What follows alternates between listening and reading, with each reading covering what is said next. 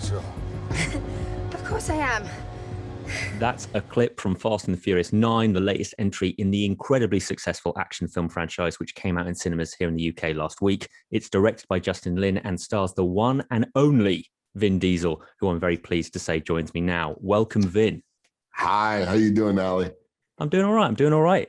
It's been 20 years since the first film. I know you don't look back all that much, but how does it feel to be releasing Fast and Furious 9? Oh my God, it's surreal. It feels surreal.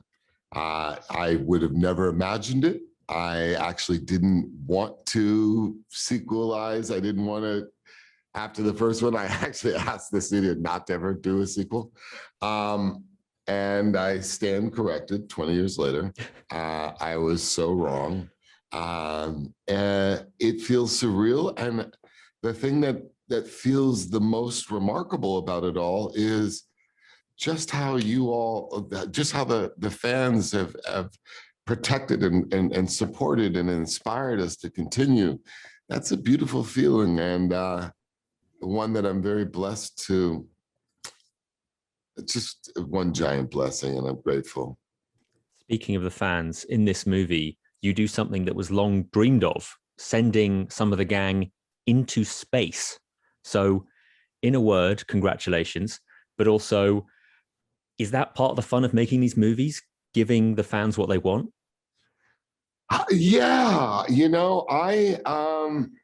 I think a part of the success of these movies is by virtue of having a Facebook page for the last 10 years, I have been able to hear firsthand. All of the casting has been affected. Dwayne Johnson came into the franchise because fans, Jason Statham. There's been so many moments throughout this saga that we really have relied on our audience to help shape us and guide us. And when I spoke to our beloved director, Justin Lin, he was saying that it was your idea to bring about the whole long lost brother thing, played by John Cena, of course. Can you tell us a bit about that, how that happened? I think that Fast and Furious has been synonymous with family. And I think for decades, if you look in the dictionary, if you look up the word brotherhood, you see Dom and Brian. And I think part of the magic of Fast and Furious is that it doesn't matter what country you're from, race, religion, or anything. If you sit at that barbecue table, you're part of the family. I think that's the part of the DNA of the franchise.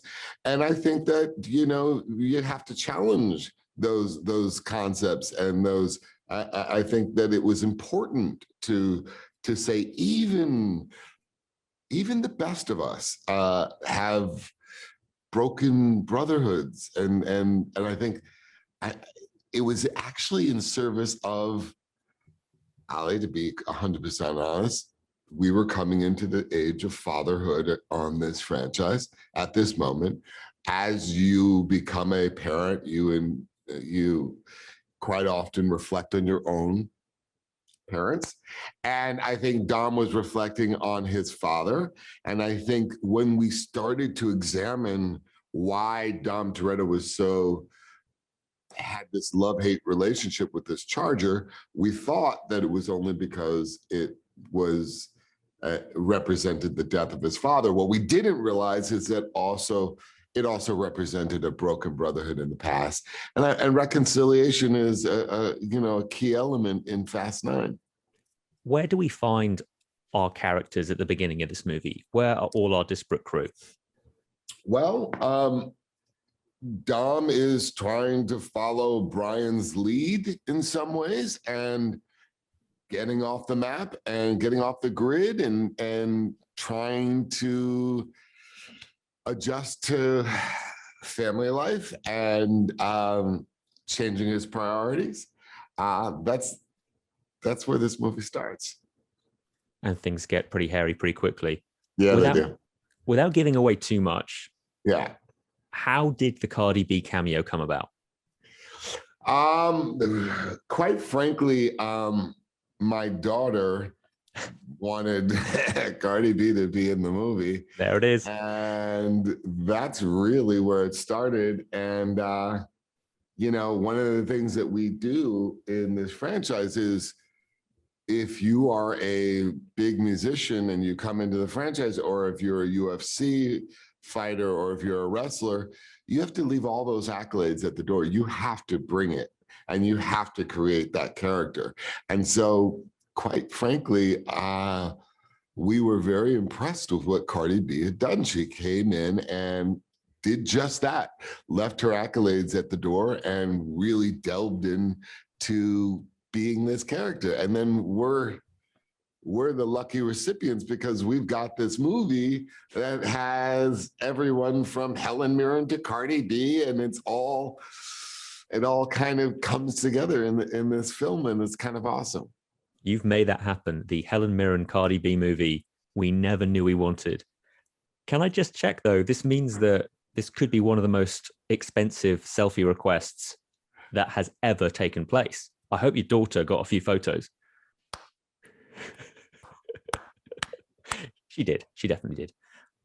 You'll soon kick off production in earnest for the next 2 Fast and the Furious movies. Yeah. Back to back. What can we That's expect right. from the final 2 chapters? Closure. You can expect that, every story has an ending. And I believe that the fans of the saga for 20 years deserve a finale. And so you can expect for us to, like always, defy expectations. But there's going to be a feeling that you have when you see Fast 10 that'll bring it all home. That's the most I can say. And are you aware, we talked earlier about Facebook fans and social media having an influence. Are you aware how many people want the 10th movie to be called Fast 10, Your Seatbelts? Yes, I think that's pretty cool. All right. Fast 10, Your Seatbelt. I like that. You heard it here first. Fast 10, Your Seatbelts. All right. 10, Your Seatbelts. I like it. In that accent, in the trailers, yes, please. Yes, Vin, yes. Have a great rest of your day. And I love, you too, Ali. Love the Thank Riddick you, t-shirt. Love it. Thank you, Vin. brother. All right.